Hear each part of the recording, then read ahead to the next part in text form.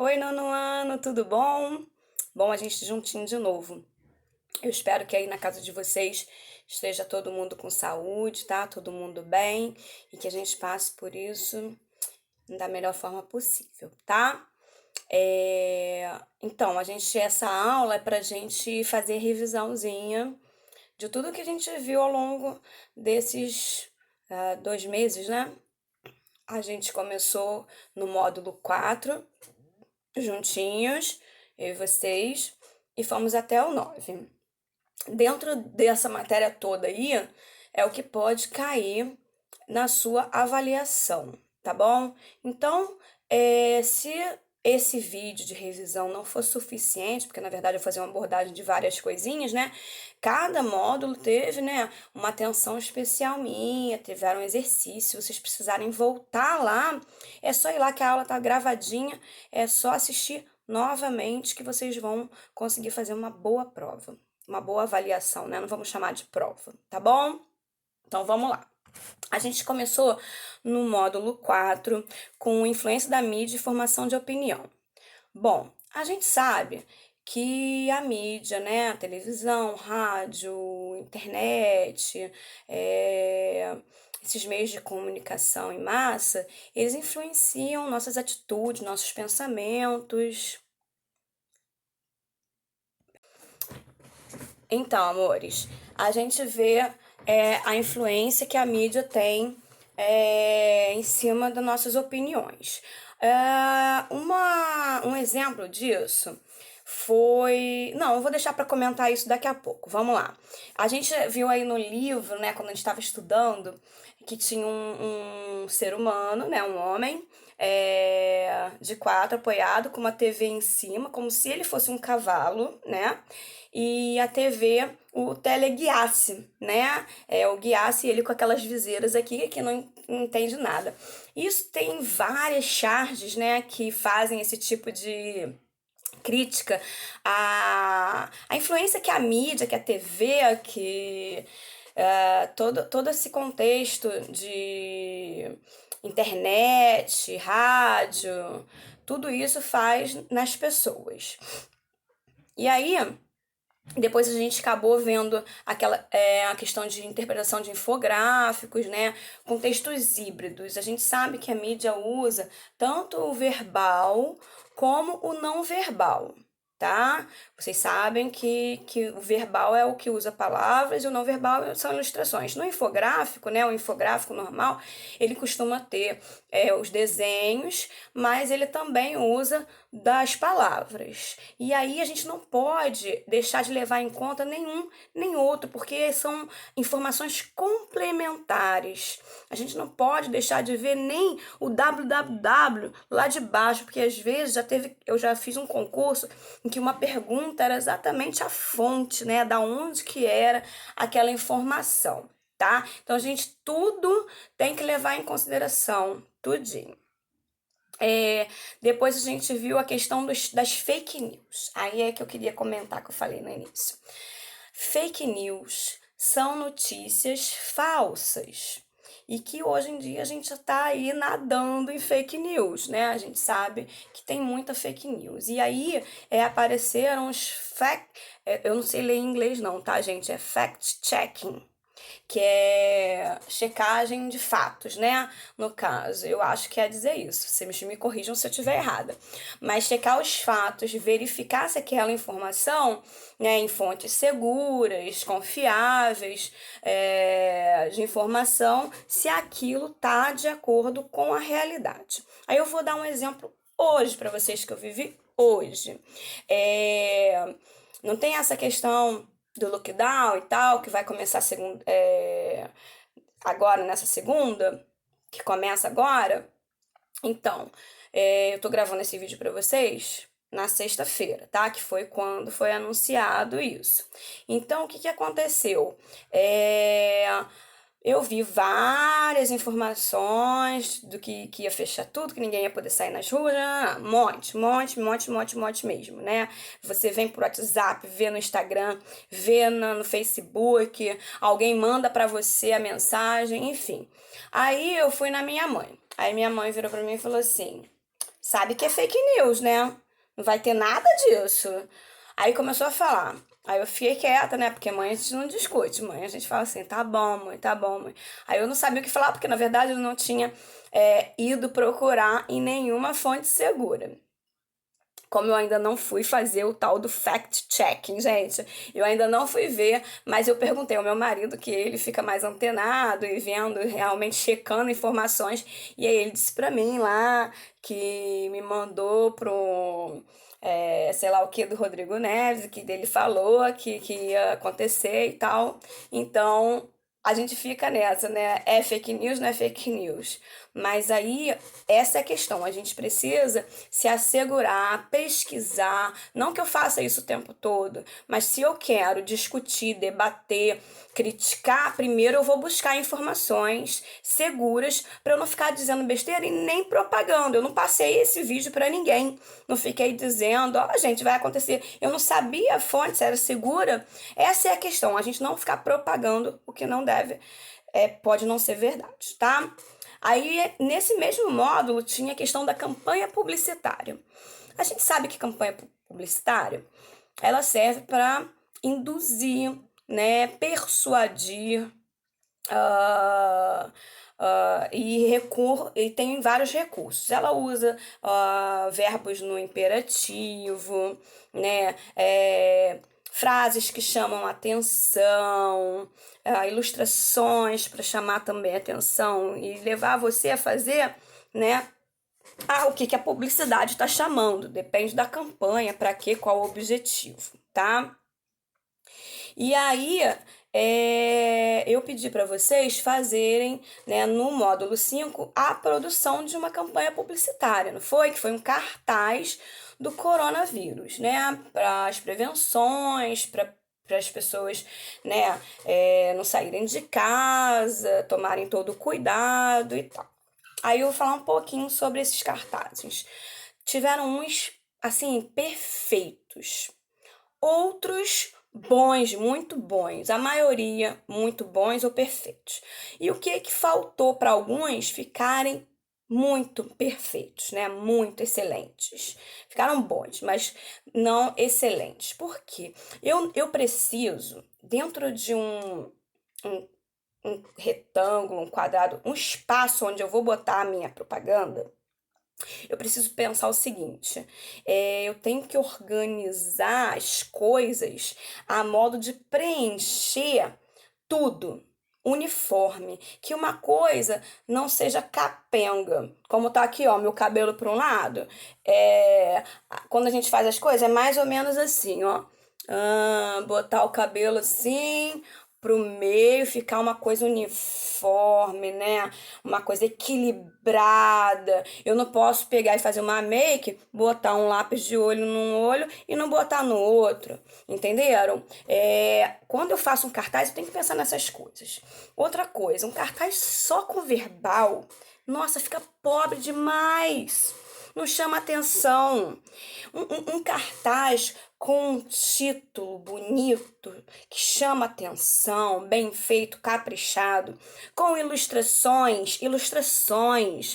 Se for uma ilustração gigante, né? Vamos supor que eu peguei essa tela aqui que eu estou e botei aqui mais ou menos, ó, aqui assim, um Covid bem grande. E aí sobrou essas pontinhas, como é que eu vou dizer? Aqui, ó. Aqui assim, esses quadrinhos aqui, né? Sobrou em branco, porque eu tomei com uma grande ilustração um Covid. Porque eu podia também pegar e botar nas pontas vários Covids. Também era uma tática. E aí, pegar o meiozinho, né? Essa ia ficar uma cruz e ia preencher de uma forma, né? Que ficasse equilibrado. Por exemplo, se aqui ficasse um pedacinho branco, aqui também ia ter um pedacinho branco, aqui também, mas iam ser pedaços pequenos. Eu não posso deixar pedaços grandes em branco, porque isso não fica visualmente agradável e chama a atenção como deveria, se você é um profissional, né? E é isso que eu queria, que vocês fossem profissionais nisso aí, ué. Ué, pedir muito? Um cartaz maneiraço? Não, não é pedir muito, tá? Então, era isso que eu queria, isso que ficou faltando em alguns. Só pra deixar claro, eu já botei lá os comentários, mas de qualquer maneira, para uma próxima oportunidade, para ficar bem claro o que que era para ser feito, tá bom? Depois disso, no, no 6 a gente viu artigo de opinião. No 7 a gente produziu esse artigo de opinião, não foi? Que até vocês mandaram para mim, que ficaram muito legais. Uns muito pequenininhos, mas pouquíssimos pequenos. A maioria foi caprichado, tá? Parabéns para vocês, foi muito legal. Então, o artigo de opinião é um gênero jornalístico, tá? A gente entrou aí no gênero jornalístico. A gente tem ali como é que fala? Articulista. Ele é quem faz daí, quem produz esse texto, o autor desse texto, artigo de opinião, chama articulista. E aí esse artigo de opinião, ele tem um ponto de vista que vai ser que você quer convencer quem vai ler, né? Que você quer persuadir a pessoa que vai estar lendo esse artigo daquilo que você pensa e que o que você pensa que é coerente. Como assim? Um artigo de opinião, vamos supor aí, vamos falar de um tema bem polêmico que não é pedido não costuma, né? A gente nunca sabe o futuro, mas não costuma ser pedido, por exemplo, no Enem, que é a questão do aborto, né? Porque envolve religião, enfim. Mas se você fosse fazer um artigo de opinião para falar aí do aborto, como é que você ia fazer? Lá na introdução, você já ia botar se você é a favor ou contra, né? Se isso sem dizer é no seu título, o seu título ele já ia ser bem sugestivo, já para onde você quer levar essa conversa, né? Se você vai para o lado do eu sou a favor ou se eu sou contra. O seu título muitas vezes não é obrigatório, mas muitas vezes ele já diz, dá uma dica daquilo que você vai falar. Aí você tem uma posição, uma tese, né? Vamos dizer, eu sou contra o aborto, né? Não estou dizendo que eu sou, não, mas lá na minha produção, contra o aborto é um crime fazer esse tipo de procedimento. E aí, essa é a minha tese. E depois, no desenvolvimento, o que eu vou fazer? Vou criar argumentos que sustentem por que é um crime, né? E não é possível, não se deve fazer o aborto. E aí eu vou lá e vou dizer que fere com os direitos humanos, que é uma vida que está sendo tirada, que existem outros meios, que tem que ter prevenção, que as pessoas são orientadas e tem que ter responsabilidade, enfim, eu vou usar vários argumentos, sejam eles quais forem. Gente, o contrário também pode, tá? Não, eu sou a favor do aborto. Então, aí você tem que ter argumentos para sustentar o a favor do aborto, né?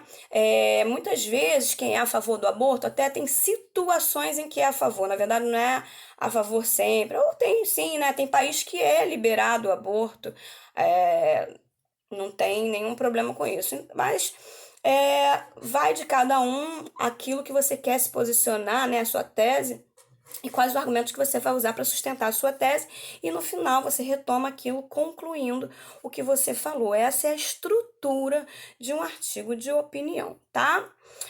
A linguagem ela vai variar com o público, né? Às vezes você usa uma linguagem mais despojada, para tornar a coisa um ambiente mais. Você se conecta com. Se for jovens, por exemplo, se usar uma linguagem com gíria e tal, pode fazer com que a adesão àquilo que você está falando seja maior. Então, a gente usa artifícios, dependendo se você vai falar para uma equipe de profissionais de uma determinada área, uma coisa mais séria, aí você usa uma linguagem mais apropriada, mais formal, e aí vai, tá bom? E aí a gente entrou, não posso esquecer, já ia esquecendo que é a questão do uso da primeira pessoa, né? totalmente pessoal mesmo, subjetivo, é a sua opinião que você está botando ali bem claramente. Não tem nada que fazer em terceira pessoa para fingir que não é você, né? Porque mesmo quando tá em terceira pessoa, o que você está botando ali é o que você pensa, né? Vocês sabem disso. Mas enfim. Aí no 7º foi a tal produção que vocês fizeram e tal. No 8, a gente veio para o editorial e a carta do leitor. Né? Dois gêneros textuais aí que também está no meio de jornal, né? Também é jornalístico, também circula em jornais e revistas, tá?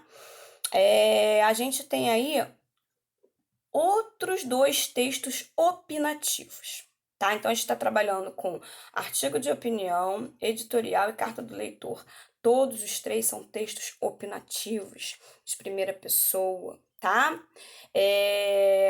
E aí a gente tem a diferença, né, do artigo de opinião para o editorial, que são muito parecidos, mas o que diferencia? O articulista faz o artigo de opinião e os editores, então o editorial ele é uma visão clara do editor daquele jornal, ou dos editores, né, de quem for escrever.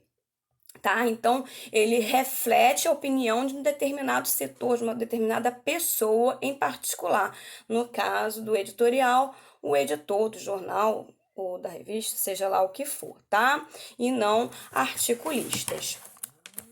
Ele também, o editorial vai ter introdução, desenvolvimento e conclusão um pouco mais livre, tá?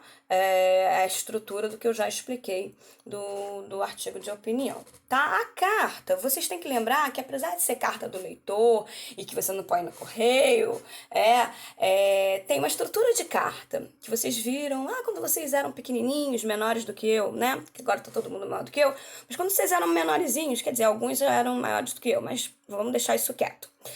Aí, a carta do leitor, você tem que pensar que carta, que requer o quê? Qual é o gênero carta? Qual é a estrutura do gênero carta? Ele tem local, data, né? É uma coisa bem temporal, não é atemporal, não é um texto que passa o tempo e você lê aquilo e aquilo tá ainda valendo. Não, a carta do leitor ela é bem temporal aqui naquele momento, porque o leitor ele vai falar de um assunto que o jornal publicou naquela semana, e aí ele vai fazer um elogio, uma crítica, uma opinião, fazer um comentário qualquer sobre uma coisa que ainda está acontecendo, né? Naquele momento. Quando eu digo naquele momento, não quer dizer o momento do dia, não, gente. É o momento da semana ou do mês. Por exemplo, se eu fosse falar do Covid, não é do mês só, né? É esse momento mesmo que a gente está vivendo. Quando eu digo momento, se refere a isso, tá? A gente tem assinatura e aí tem 2 pontos que eu queria falar para vocês. Um é a questão do tamanho, né?